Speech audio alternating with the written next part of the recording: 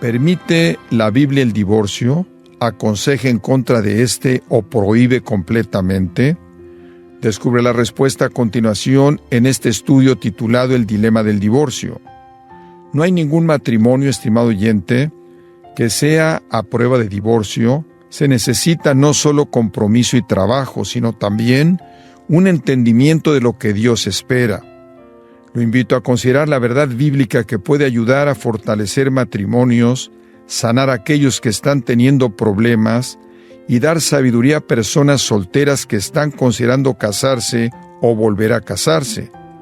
Aquí está John dando inicio a su serie titulada El dilema del divorcio.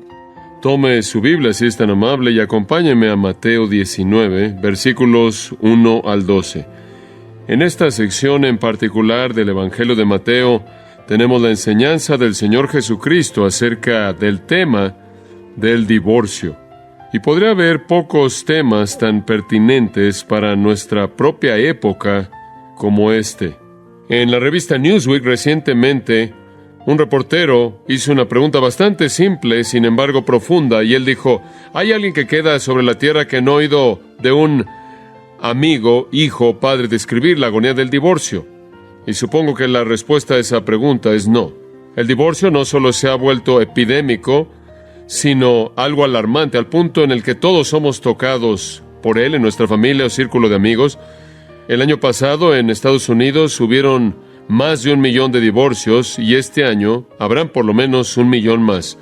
Y debajo de los escombros de esas estadísticas asombrosas se encuentran las vidas aplastadas de hombres, mujeres y niños, porque si hay 1 millón de divorcios, hay 2 millones de cónyuges y quizás de 2 a 3 millones de niños o más, y quizás estamos hablando de 5 a 6 millones de personas al año siendo impactadas por el divorcio. Y eso pasa año tras año, año tras año.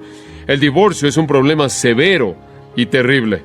48 de los 50 estados no tienen leyes que hacen del divorcio tan fácil como ser casado, a menos de que no tenga usted una prueba de sangre. Ahora, en años pasados, las familias y los matrimonios se mantenían juntos. Este es un fenómeno relativamente nuevo. La familia no puede mantener un matrimonio ya unido, la comunidad no puede, y parece que la iglesia está dispuesta a abandonar su función también como los otros. Me imagino que el espíritu de todo esto se reduce a una publicidad que vi en las noticias diarias no hace mucho tiempo atrás, y decía algo así, y estaba en una pequeña caja, allí en un lugar muy visible en el periódico: divorcio $25, centros de divorcio de California, llame, y daba un número y decía después: deshágase de ese pavo.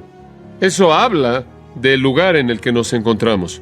Y nos vemos forzados en la actualidad a reconocer y enfrentar un hecho muy perturbador, que el vínculo sagrado del matrimonio está siendo roto a un paso increíble. Inclusive la iglesia no se ha podido defender de esto, sino que está atrapada en la perspectiva del mundo más de lo que debería, y eso ha alterado la doctrina bíblica. Ahora eso nos trae a nuestro pasaje y a nuestro tema, y tenemos dos alternativas. O podemos escuchar a la opinión del mundo o la palabra del Señor. Ahora esas son las únicas dos alternativas. O vamos con el flujo de lo que está pasando en nuestra sociedad y cedemos ante el sistema entero, o mantenemos en alto la palabra de Dios y decimos: esto es lo que Dios demanda. En cuanto a mí y a mi casa, oiremos la palabra del Señor. Ahora usted dice: pero inclusive cuando dices eso, John, todavía te metes en un problema, porque parece haber mucha confusión acerca de lo que la Biblia enseña. No puedes encontrar a alguien que dice aferrarse a la Biblia y enseñar casi nada acerca del divorcio. Permítame ver si le puedo ayudar un poco en esta área. Realmente me sorprende, francamente, porque hay tanta discrepancia, porque no creo que la Biblia es confusa. Creo que la Biblia es muy clara acerca de lo que dice del divorcio y las segundas nupcias. Es tan clara como puede ser. Ha estado diciendo lo mismo desde que fue escrita. Creo que el problema no es que la Biblia es vaga, sino que la manera de pensar es vaga. Van a la Biblia con ciertas preconcepciones, prejuicios. Por ejemplo, tiene algunas personas que ven la tasa de divorcio y dicen: tenemos que detener el divorcio, y entonces para detener el divorcio simplemente tenemos que inventar una doctrina que dice: no hay divorcio en ningún momento para nadie por ninguna razón. Y entonces tenemos a personas que están haciendo eso y están promoviendo el hecho de que no hay divorcio para nadie, para siempre, por ninguna razón en absoluto, y no hay segundas nupcias en ningún momento para nada ni por nada. Eso se oye como algo muy bueno. De hecho, me encantaría creer esa doctrina porque terminaría con muchos problemas. Podríamos decir, el divorcio está mal y se acabó. Por lo tanto, no hay segundas nupcias y no tendremos que aconsejar a la gente. Será muy agradable que fuera así de claro, pero usted no puede ver el problema en el mundo y decir, para detener el problema, vamos a tomar el estándar de la Biblia y vamos a elevarlo. Eso no es correcto. Pero por otro lado, tiene a personas que ven al mundo y dicen, ve el problema. Tenemos que administrarle a estas personas, tenemos que cuidar de esas personas, tenemos que amar a esas personas, tenemos que aceptar a estas personas, y entonces vamos a rebajar el estándar para acomodar a todo el mundo, para que no presionemos a nadie de manera indebida, y básicamente queremos que todos estén felices, y simplemente les vamos a decir que hagan su mejor esfuerzo y el Señor les va a perdonar. Entonces, por un lado, hay personas que quieren elevar el estándar, por otro lado, tienes a personas que quieren rebajar el estándar, y lo que debemos hacer es regresar y ver lo que Jesús dijo, y qué es lo que Dios dice en las páginas de las Escrituras, y vamos a hacer eso en los versículos 1 al 12. Vamos a comenzar en los primeros 2 versículos y veamos el contexto para la enseñanza del Señor. Versículo 1. Aconteció que cuando Jesús terminó estas palabras, se alejó de Galilea y fue a las regiones de Judea al otro lado del Jordán. Y le siguieron grandes multitudes y los sanó allí. Ahora, conforme él avanza con esta multitud y las sanidades, llegamos al versículo 3 y esto nos lleva al tema. Entonces vinieron a él los fariseos. Vamos a detenernos ahí por un momento. Sus pasos fueron seguidos por los fariseos. No lo dejaron solo. Eran sus archienemigos. Continuamente estaban tramando planes para quitarle la vida y desacreditarlo. Los encontramos en el capítulo 3, los encontramos en el capítulo 5, los encontramos en el capítulo 9, en el capítulo 12, capítulo 15, capítulo 16, y ahora los volvemos a encontrar en el capítulo 19, y todavía no hemos acabado con ellos. Los fariseos eran la institución religiosa y estaban siendo atacados debido a la verdad que Jesús estaba predicando. Lo odiaban, lo menospreciaban, querían hacer lo que pudieran hacer para eliminarlo. Esta no es una pregunta a la ligera. Esto no es algo que a algún fariseo se le ocurrió sin pensarlo. Esta es una pregunta bien pensada, calculada, estudiada, y vienen a probarlo, a desacreditarlo, y para llevarlo a la destrucción, y le dicen, versículo 3, ¿es lícito? Y están hablando de la ley divina. ¿Es lícito al hombre repudiar a su mujer por cualquier causa? Esa es la pregunta. Ahora, superficialmente parece una pregunta más bien inocente, pero han pensado esto. Es una pregunta inteligente, es una pregunta siniestra, es una pregunta astuta que busca atacar a Jesucristo, desacreditarlo en primer lugar y en segundo lugar destruirlo. Ahora, permítame decirle por qué. En primer lugar, permítame decirle cómo intentaban desacreditarlo. El divorcio era un asunto muy volátil entre los judíos. Era una situación muy importante. Todo el mundo sabía de esto y el divorcio era muy común. Las mujeres eran tratadas como si no tuvieran derechos en absoluto. Y los fariseos eran líderes en esto, no solo por lo que enseñaban, sino por el ejemplo de sus vidas. Constantemente y continuamente se estaban divorciando de sus esposas. También estaban enseñando que usted podía divorciarse de su esposa por cualquier razón. Eso básicamente era su doctrina. Eso era lo que ellos creían. La mayoría de ellos, pudieron haber algunos que se aferraban a una postura más fuerte, pero la mayoría de ellos, el consenso de ellos, y por cierto, la doctrina más popular de todo el pueblo era que usted podía divorciarse de su esposa por cualquier razón. Es especialmente una doctrina popular entre la gente que quiere divorciarse. Apela al nivel más bajo. Acomoda a los pecadores al nivel de su pecado. Ahora usted recordará que había habido grupos que no se ponían de acuerdo entre los rabinos, porque había un rabino llamado Rabí Shammai, y Shammai decía que no debía haber divorcio. Pero no había mucha gente que lo siguiera porque no era una postura popular. Había otro rabino llamado Gilel, y Gilel, por cierto, acababa de morir unos 20 años antes del ministerio de Cristo, entonces su influencia todavía se podía ver, y su postura era la postura popular dominante, y él decía, usted puede divorciarse de su esposa por cualquier razón, la que usted quiera. De hecho, él podía decir, puede divorciarse de su esposa por quemar sus vegos. Usted se puede divorciar de su esposa por quemar su cena. Usted puede divorciarse de su esposa por ponerle mucha sal a la comida. Usted puede divorciarse de su esposa si él estuvo ahí en la calle y alguien vio sus rodillas. Usted puede divorciarse de su esposa porque no se peinó por hablarle a los hombres. Usted se puede divorciar de su esposa si él dijo algo no amable de su suegra. Usted puede divorciarse de alguien si usted encuentra a alguien más bonita que ella, porque se volvió inmunda a sus ojos, porque ella no se veía tan bien como la que usted vio. Usted puede divorciarse por cualquier cosa. Usted puede divorciarse de ella si era estéril, puede divorciarse de ella si no le dio un hijo que fue niño, y como puede ver, esta fue la postura popular. Descargue ese pavo, esa era la postura popular. Si usted quiere deshacerse de su esposa, adelante, esa era la postura que los fariseos enseñaban. Ahora, yo creo que los fariseos sabían que Jesús no enseñaba esto, y ellos lo sabían porque Él lo había dicho antes. En una confrontación con ellos en Mateo capítulo 5, Él les dijo: ustedes dicen no cometan adulterio. Yo les digo que ustedes son los peores tipos de adúlteros, y ustedes proliferan el adulterio por todos lados. Él lo dijo en Mateo 5, 31 y 32, porque ustedes se divorcian sin causa alguna. Entonces ellos sabían que Jesús adoptaba una postura fuerte. Ellos sabían que Él tomaba una postura firme en el divorcio, y esa no era una doctrina popular. Él había enseñado eso previamente, y se registra en Mateo 5, como lo acabo de mencionar, y también en Lucas 16, 17 y 18.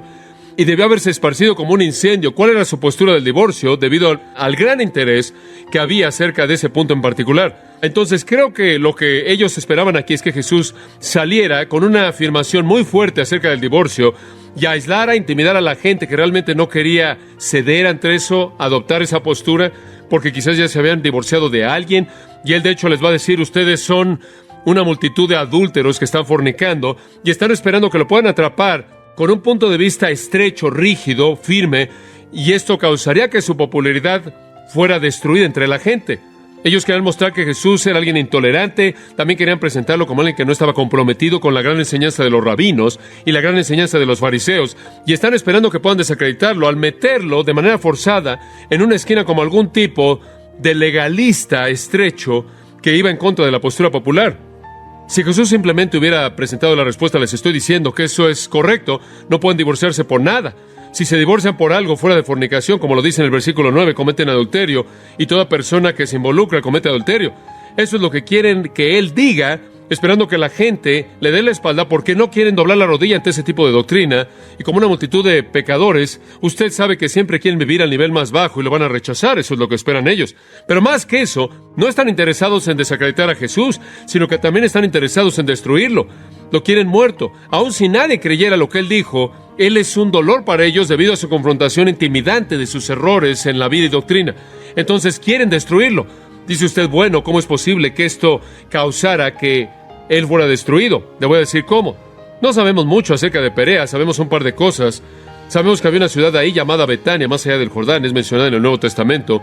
También sabemos que había una fortaleza y un lugar llamado Macairo.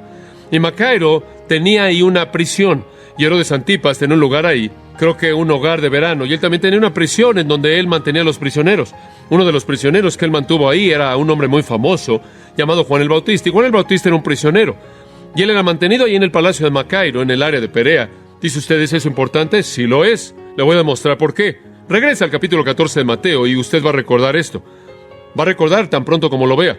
Y es muy interesante que en el versículo 3 Herodes Antipas, quien gobernaba esa área, había capturado a Juan. Lo había llevado prisionero, lo había colocado en la prisión. ¿Por qué? Debido a Herodías, la esposa de su hermano Felipe. Esta es una afirmación muy importante.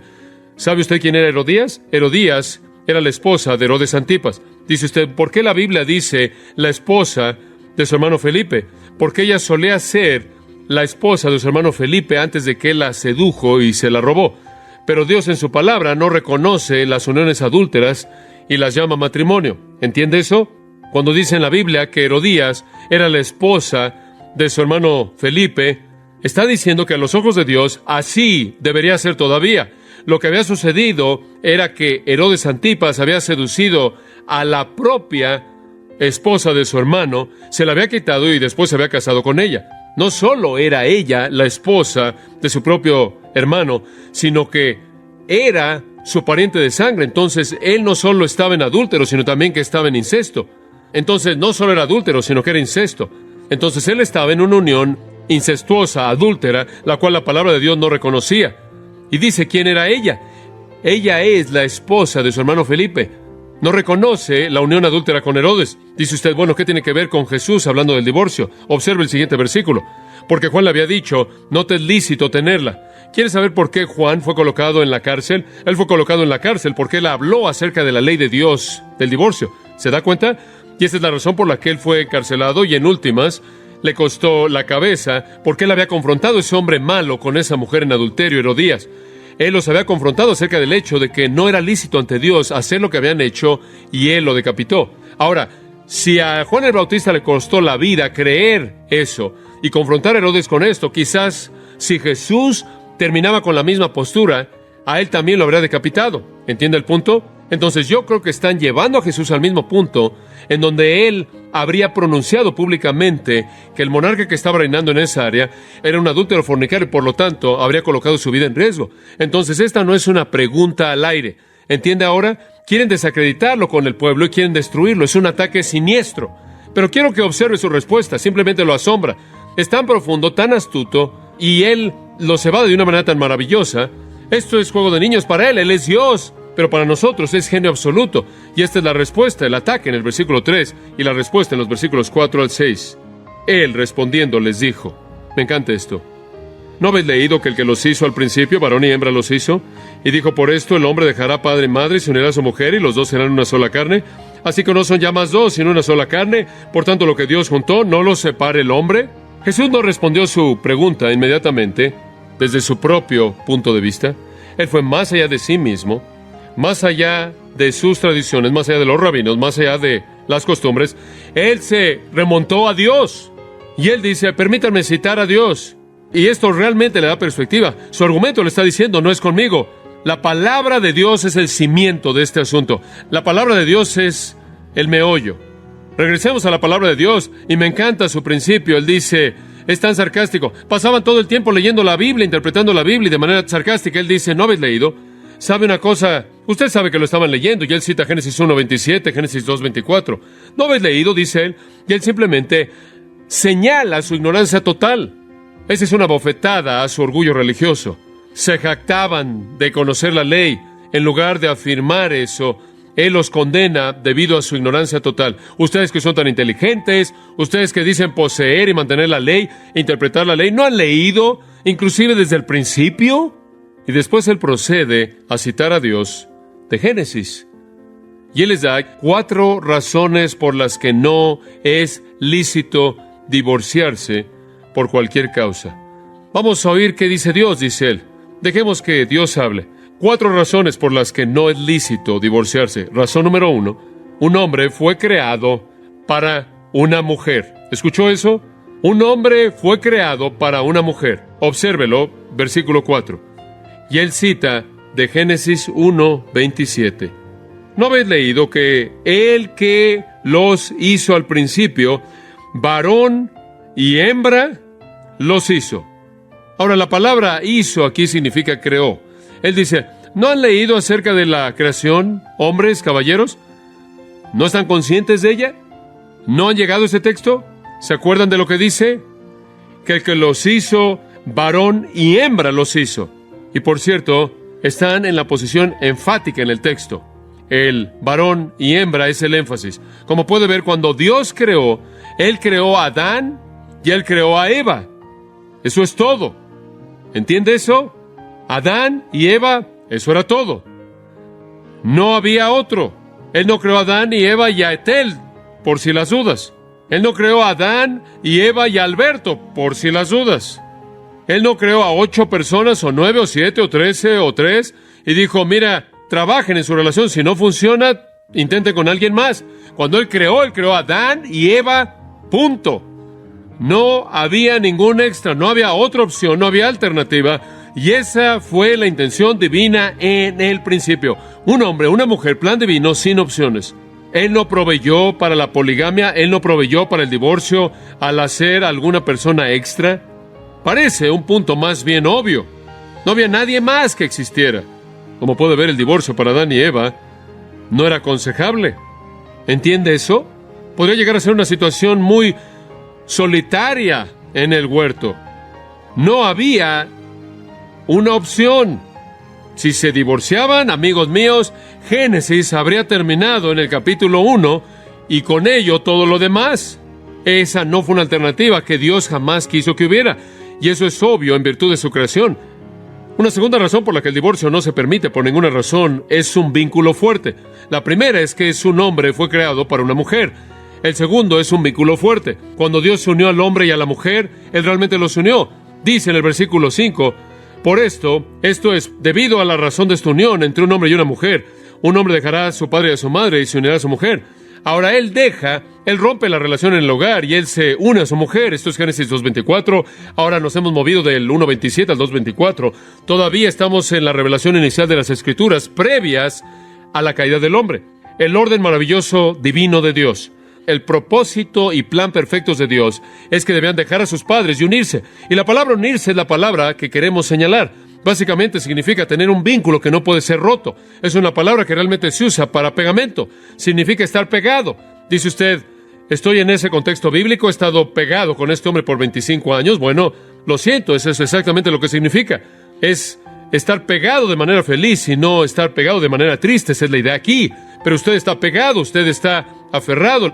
Y hay una tercera razón por la que el matrimonio no puede ser roto, y eso es debido a una carne. Un hombre, una mujer, un vínculo fuerte, y en tercer lugar, una carne.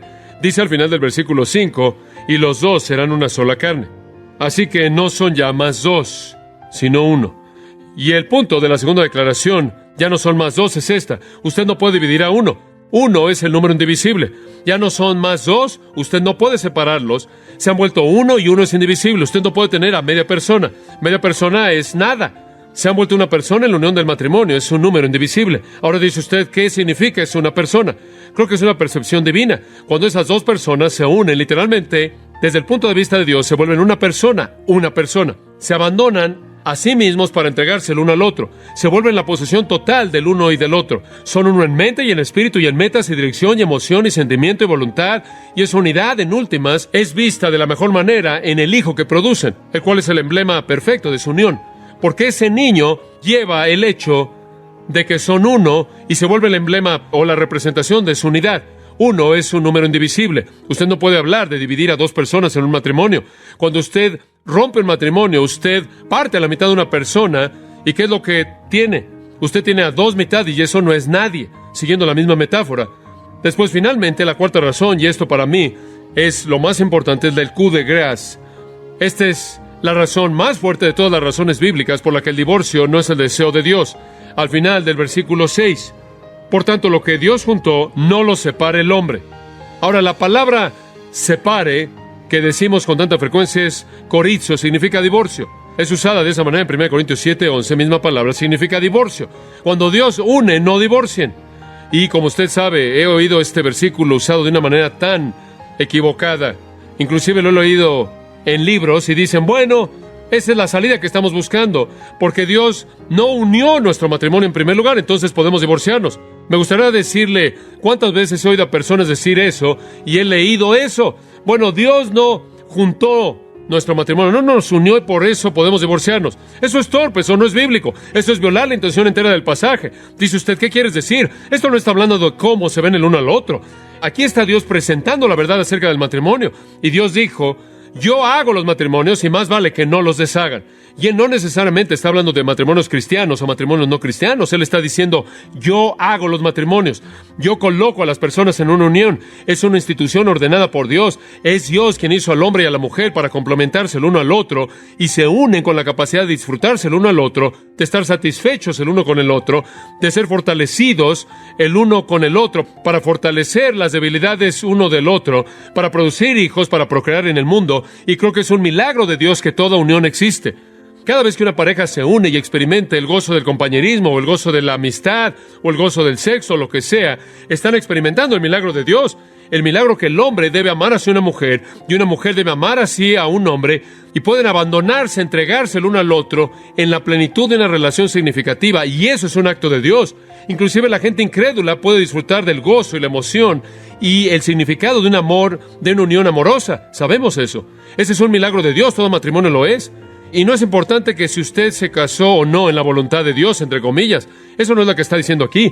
Simplemente está definiendo que en el principio mismo Dios dijo, yo voy a hacer los matrimonios. Y cuando usted se divorcia como un pagano, usted está deshaciendo tanto algo que Dios unió, como si cristianos lo estuvieran haciendo. Lo que Dios unió no lo separa el hombre. Más vale que no separe o destruya un matrimonio, amigo mío, ni el suyo ni el de nadie más. Más vale que no lo haga, porque usted está atacando la obra del Dios Todopoderoso, quien hace el matrimonio.